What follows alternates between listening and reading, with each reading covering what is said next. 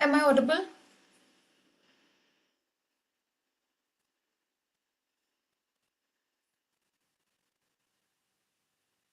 Can you hear me? Hello. Hello, am I audible? I think I am. Okay.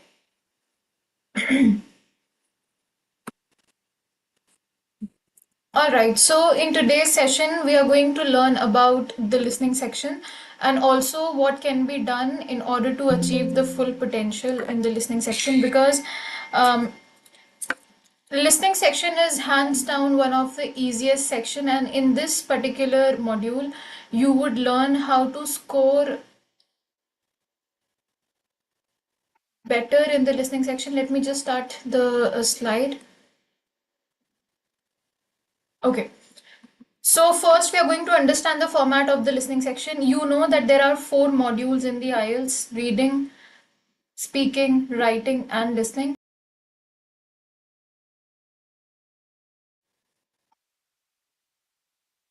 Okay, so starting with the overview, when we talk about the listening section, there are going to be 40 questions. So the listening is bifurcated into four parts: part 1, part 2, part 3, and part 4.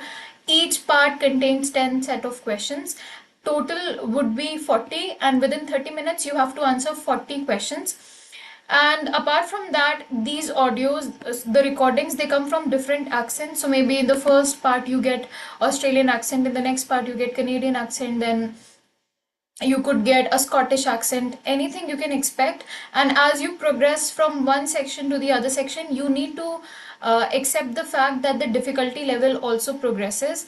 So each section will again contain 10 sets of question, and the catch here is that the audio cannot be repeated. So the audio will be played only once, and you will not have any control over the audio. So you cannot pause it, you cannot play forward, you cannot press pause, nothing. You will have no control over the audio. The only thing that you will be allowed to do is, before the exam actually begins, they let you test the speaker and the mic so that you can hear the audio perfectly. And if that is the case, that if you are facing any issues with the headphones, or you cannot hear the audio, then you can definitely speak with the examiner and tell them the same thing. If at all it happens, it usually has never happened, but since it is technology, and if any kind of glitches happen, you can always, from the very inception, let your examiner know that your mic is not working, because when the audio begins to play, you will not have any control. So keeping that in mind, let us come to the overview again. So if you go for pen and paper in the IELTS, pen and paper and CBT are two modes that you can take. So if you're going for pen and paper, the structure of the listening section remains constant, but you will get 10 minutes extra to transfer your answers in the answer sheet. Other than that, the pattern is completely same. The exam runs for only 30 minutes, but you get 10 minutes extra if you go for pen and paper, only to transfer the answer sheet. Transfer the answer on the answer sheet. Now, if you go for computer based, again the audio would run for 28 to 30 minutes. You will not get any time to transfer the answers, because you are simultaneously typing the answers on the screen. And at the end of the test, you are definitely given 2 to 3 minutes to proofread and check your answers for any punctuation errors or anything. Yes, that would be given, but you would not be given 10 minutes or 12 minutes to check whatever you've written, because that is redundant. You don't need it. Right. Now, coming to the pattern of the listening section, the first part is a conversation between two people. The second part is a monologue. Monologue is a long speech delivered by one person. Then after that, the third part includes conversation amongst 3 to 4 people. And the fourth part again is the monologue. People find the first part extremely easy. It's only when they start progressing from the first part to the next, to the next, to the last, they find that it gets difficult. So, or it starts to get difficult, and that is the only reason why people find listening a little problematic. So what you can do is, there are certain strategies you can employ throughout the listening section.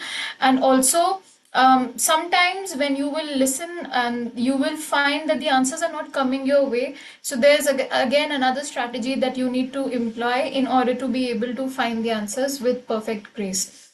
Okay, now coming to how can we actually score 9 band for IELTS listening and whether it is possible or not. I'm not making this up, but actually in the listening section, if you listen carefully and if you mark the answers on time, it's very easy to get a 9-band score because A, answers come in order. B, you don't really have to write a lot of things.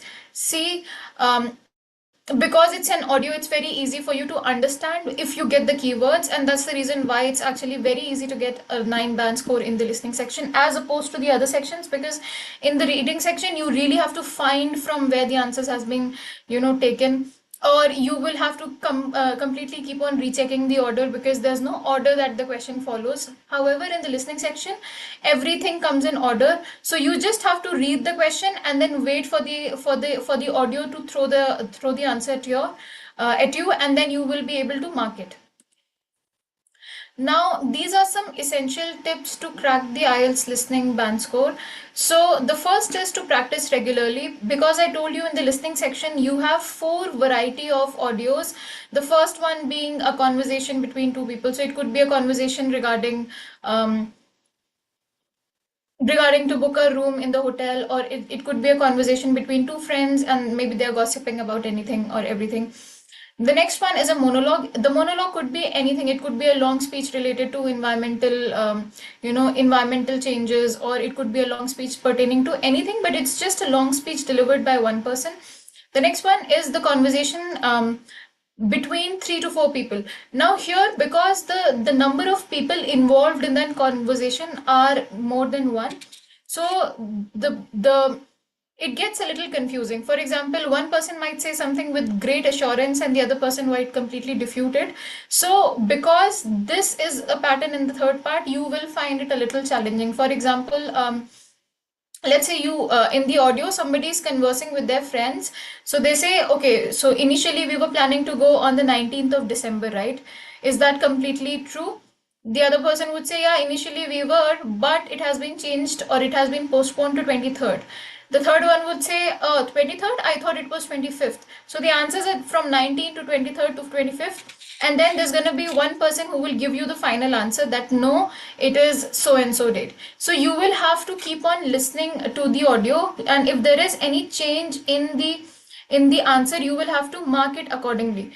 That is one thing that gets a little challenging if you're not paying attention. So it's very important that you listen to it very carefully, and if the answer changes, you also need to change the answer.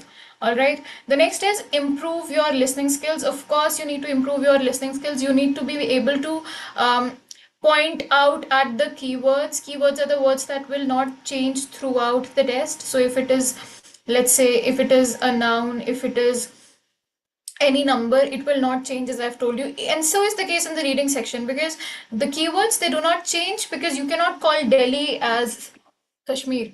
The term Delhi would remain constant. So be it in the question or in the passage, you will be able to find it. So what you need to do is you need to practice a lot of accents. You don't have to speak the accent, but you should be able to comprehend the accent. The next thing that you need to understand is because questions are definitely paraphrased, if we keep the keywords aside, every information is going to be paraphrased. So what you need to do is you should be able to particularly point out where the paraphrasing has been done or where they have incorporated synonyms. It will help you again bind your answer together. And the next thing is, because everything comes in order, so you don't really have to put two and two together. It's already there. You just have to read the question. You just have to point out the keywords. And then when you listen, make sure that you are not reading any other question. Make sure you're not reading anything else. Just stick to the first question, and I would actually suggest you to keep 2 questions in your mind, because let's say God forbids you could not find the answer for one question, you can always realign yourself. However, if you are just focused on one question, and if you are not able to get the answer, and due to some reason the answer has already been announced and the audio is moving forth, you will not be able to align yourself. So always read 2 questions and keep those questions in mind so that you can always come back if you missed an answer. Right? That's another thing that you need to do. The third is predictive listening. Sometimes when you read the question, you know exactly what is going to be the answer. For example, let's say somebody wants to book a room in the hotel. Okay, so the name Name of the hotel. If there is a name, you need to predict that it's going to be the name of the hotel. Let's say if at the next point there's written hotel number, you know that there's going to be some number mixed with an alphabet, right? If it says name of the contact person, you know, need to predict that the answer is going to be a term, a name, a proper noun. So this is how we predict answers, and that's actually really helps us, because in your mind you are prepared to look out for a particular set of information, and when you get that information you can easily write it down. The next thing that you need to keep in mind is, do not really wait for the audio to finish and then you start writing the answer. Simultaneously, as the answers are being thrown out at you, you need to keep on writing them, okay? And at times you will observe that even though you have really you're trying to listen to the audio but the answers are not being announced. It's just a trick in the listening section. They want to confuse the listener into thinking that, okay, fine, has the answer already been announced? But if you are listening carefully and the answer has not been announced, rest assured you will get your answer very very soon, because again, remember, in 30 minutes they have to complete 40 questions. So if it is taking some time to get the answers, it's okay, just keep on listening, but make sure you're listening to two questions, like you're trying to find out the answers, really aware for both the questions, right? The next is, be mindful for spelling and grammar. Of course, the spelling, it plays a crucial role in the IELTS, all the modules. Even a slight I would say a slightly misspelled word with, let's say, just an alphabet wrong would lead to the whole answer being struck off as incorrect. So you need to be aware with the accurate spelling of the terms, so that you don't make any mistakes. And also you need to be also very sure about the grammar, because at times you need to write full sentences, sometimes you just need to write a word. So where exactly you have to fit in those words is something that you, when you read, you will be able to understand. Okay, moving forward, you need to keep in mind that the recording will be played only once. I can actually remember when we were back, like we were younger and we were in school, we had something called the ESL. In the ESL, you had similar kind of test. Maybe they were trying to build our skills. You had similar kind of test, but the listening, it would be repeated twice. But here the catch is that when you listen, you do not have the scope of thinking that, okay, fine, in the next when the audio is going to be played again, I'm going to find the answer, because there's no repetition in the audio. So what you need to do is, while listening, in the very first attempt, you will have to find the answers and you will have to mark them all at once, because you do not have any second attempt, you do not have the audio going to be played any second time.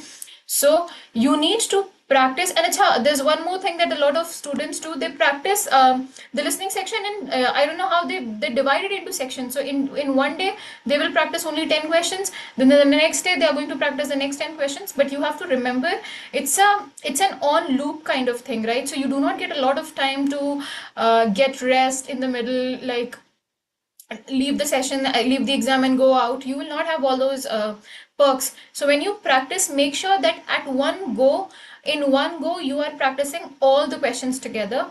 And then you also need to develop your skills in terms of vocabulary and grammar.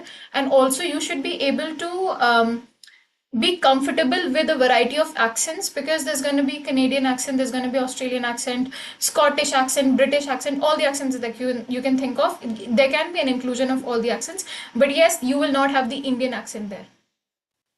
The next is multitasking. When we talk about multitasking, you are required to listen, right, and find the answers all at once. So of course you need to be able to multitask in the question, and that you can do, or you can develop the skill only by practicing more. So that's something that you have to do. The next is, you should write answers on the sheet using a pencil, not a pen. See, this is when you're going for pen and paper, because you will get 10 minutes extra to transfer everything to, finalize the answers. But if you're going for computer based, do not write your answers on the sheet, because you will be provided with a sheet to, jot down notes and everything. But make sure that you're typing down the answers as you listen or as you get them. Don't write it on the sheet of paper thinking that, okay, fine, in the 2 minutes I'm gonna fare it out. You will not have that much of time. So while the answers are being announced, make sure that you're writing them down or typing them down. The next one is making educated guess. Do not leave or skip any question because there's no negative marking in the IELTS, and also you don't really have to do it. Sometimes you can make an educated guess. If at all you don't really know what is the answer, don't start making educated guess in every of the question. What you need to do is, let's say you missed out an answer, but you know that, I can read it and I can actually comprehend it a little bit and I can make an educated guess. What you need to do is, in these times when you don't know what else to do, educated guess is going to be your refuge.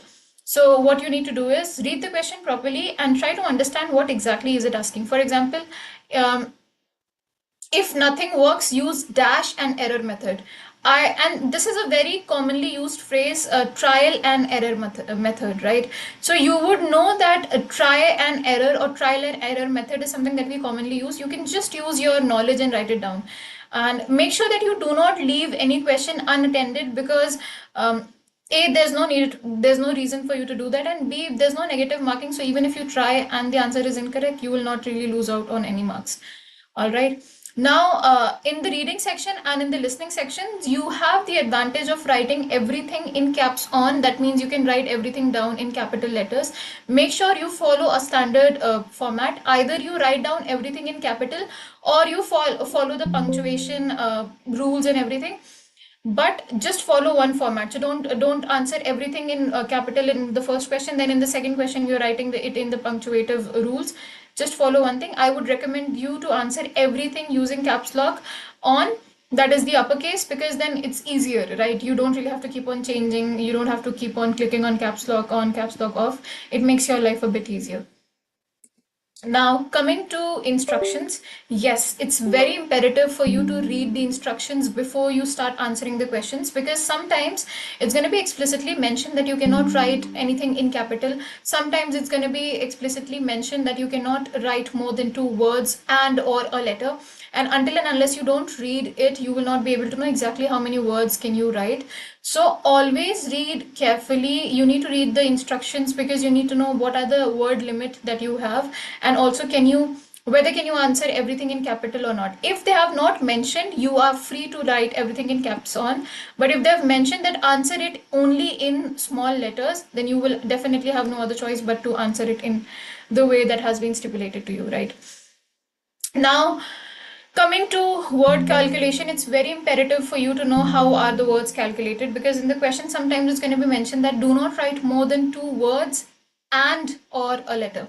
That means either you can write 2 words plus a letter, plus a number, or you can only write one number. So depending upon the question, that will change. For example, the first one, man-made, it's an hyphenated word. Wherever you write a hyphenated word, it becomes one word. So if you are writing spick and span and you have put a hyphen in between, it becomes one word.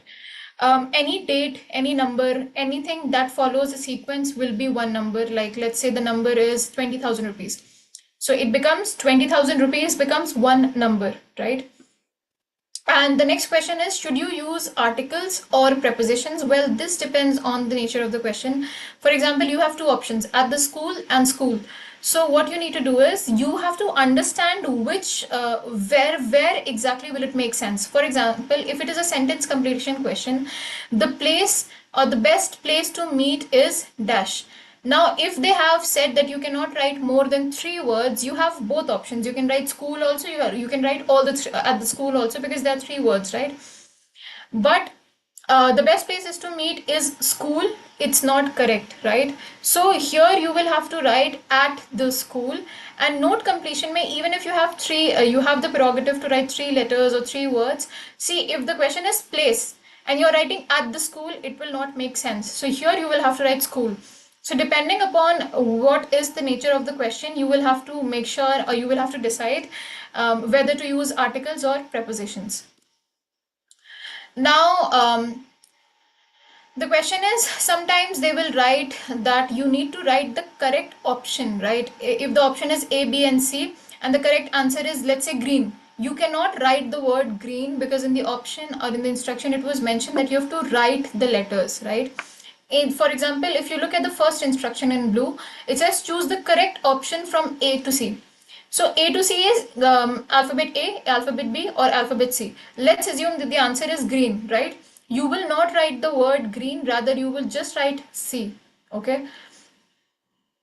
So make sure that whatever the answer is, whatever the instructions are thrown at you, you are following them correctly. If they have told you to write the term, you write the term. If they've told you to write the option, you go ahead and write the option. But make sure just to stick with the instructions. Okay.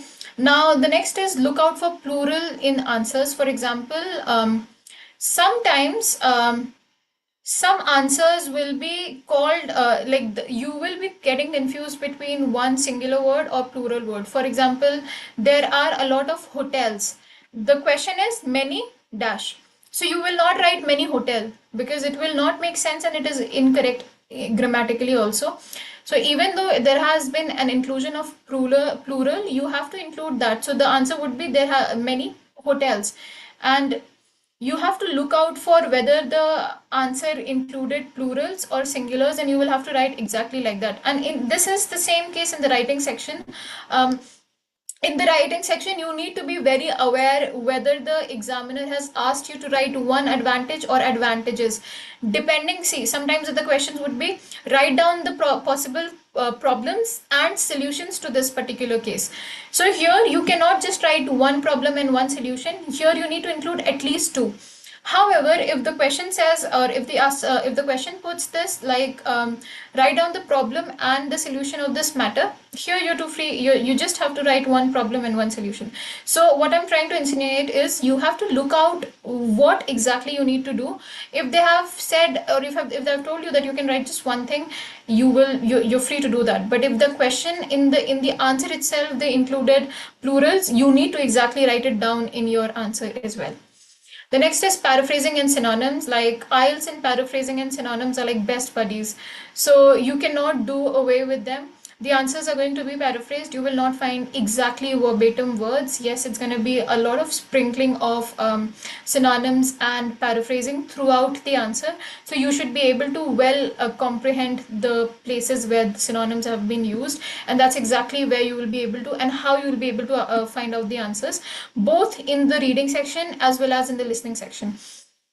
What you can do is, if you are someone who's a complete novice, you have no idea about grammar, you cannot understand what I'm trying to say, the best thing for you would be to start with grammar and then you eventually move into the IELTS. Because if you come with zilch knowledge, it's not going to lead you anywhere. So what you need to do is you need to at least have some knowledge about the basics of the grammar, and then of course preparing for IELTS would be a piece of cake for you. Now the next is distractors.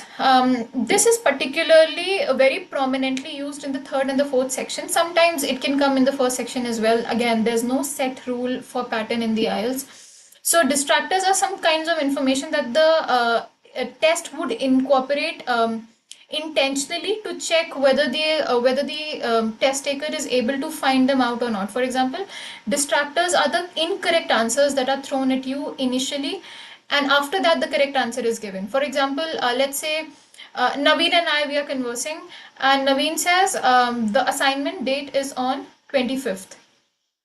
Now for this, for somebody who's listening it for the first time, 25th would be the answer. But then I will say, you know, Naveen, it was 25th. However, it has been changed to 26th now. So see, the answer from 25th has been changed to 26th, and this is a 25th for you would be a distractor. Now, distractors can come in various forms. Sometimes it may come in the form of a relevant information. Sometimes it would be given to you in the form of an irrelevant information, something that is not needed at all, but they are just there to confuse the test taker, right? So you will have to be able to point out if it is a distractor or the correct given answer. What you can do is always look at the intonation. If you find certainty in the way I speak, it means it's an answer. But if I say, Naveen, I think the assignment was supposed to be submitted at midnight, right?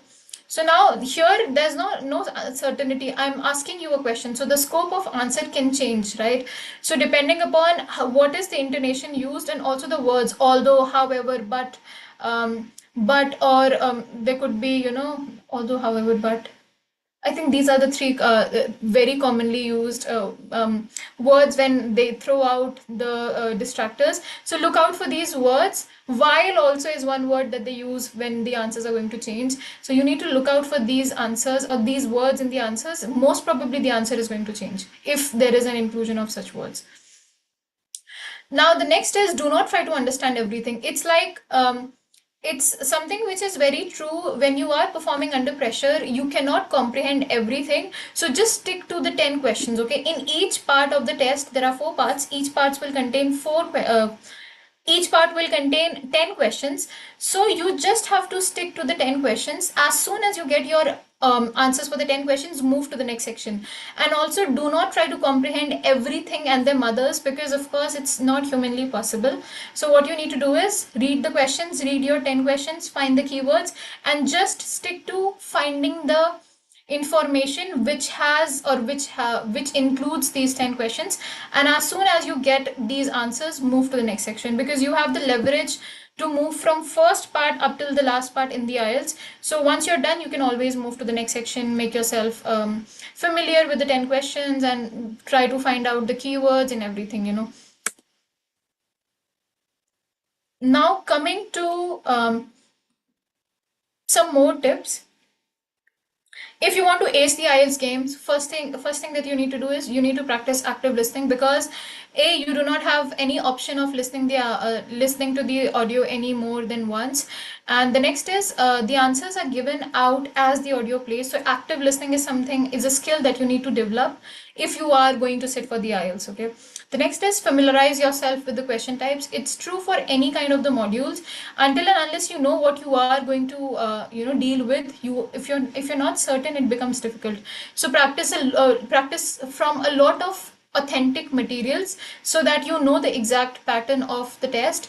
The next is don't overthink missed answers. I've seen a lot of students would really mess up their exams just because they could not find the answer for one question, and that made them so anxious that they did not focus on the rest. Imagine you could have gotten 39 out of 40, but just because you missed one question, you made everything go down the drain.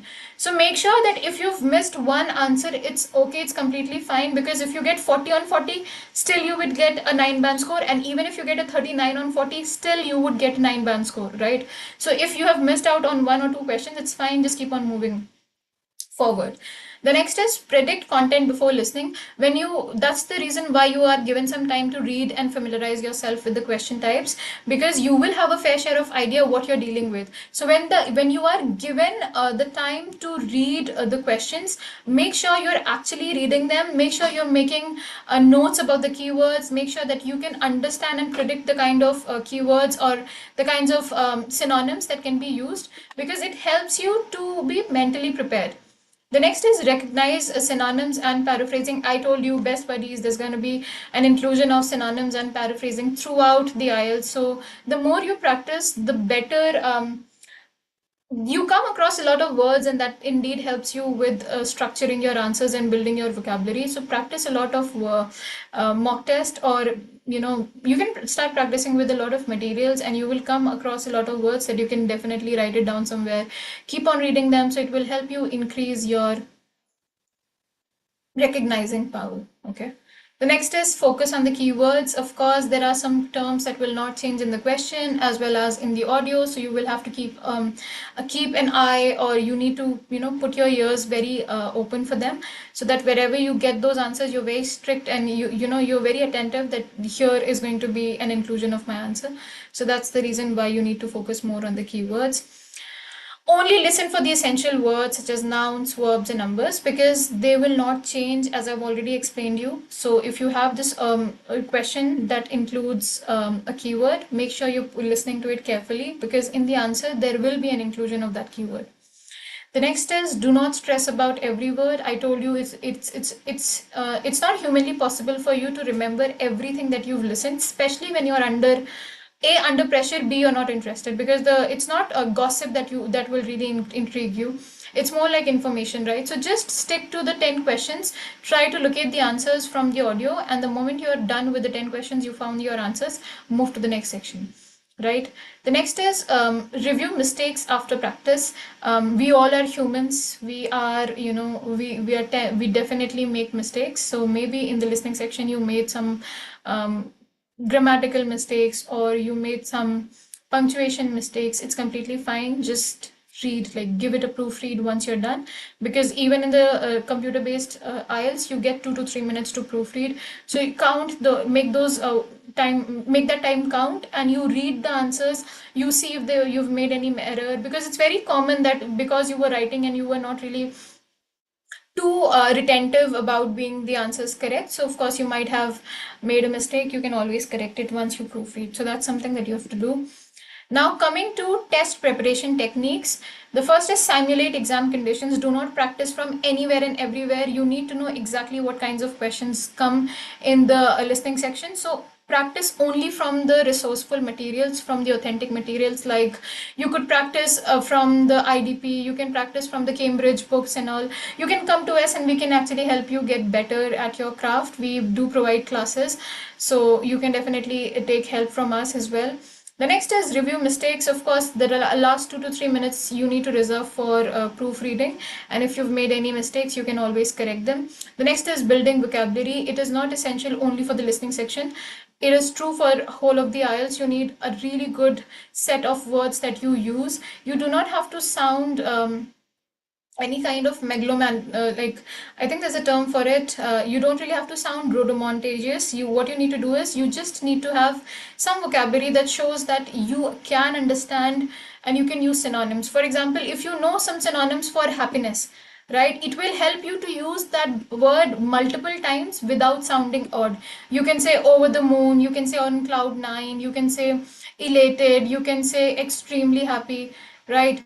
So these are certain words in which you can show that you are at glee. Again, is another word when you want to say that I was really happy. So these are certain ways in which you say, let's say for sad also there are synonyms. Instead of saying something that made me sad, you can say it made me melancholic, it made me remorseful, it made me sad, it made me, I mean, unhappy. These are some words. For anger also we have a lot of word. For hatred also we have a lot of word. We have abhor, hate, despise, dislike. All of these words are, what I'm trying to say is the more vocabulary you have, the better you can expound the answers, right? Try to build vocabulary for very common terms. Like, that the IELTS will not have very scientific related terms, right? It will be dealing with day-to-day conversation. So how can you build on those terms? You can just use chat gpt, ask it to give you synonyms for very commonly used words. Then in this way you can build your vocabulary. Try to find out synonyms that you can use for firstly, because that's something that you're going to write in the writing section, right? You can write to begin with, to initiate with, to embark on, firstly, first and foremost. So there are a lot of ways in which you can write it down. So I hope you understand my purpose. The more vocabulary you have, the better flow your answers has, right? The next is listen for specific information. Train yourself that you are not going to pay attention to anything and everything. You have questions. Each question has a keyword. Try to locate that keyword from the audio and write down the answers whenever it is told to you. And the next is use practice materials. Use official IELTS practice materials to familiarize yourself with the format and types of questions to be anticipated.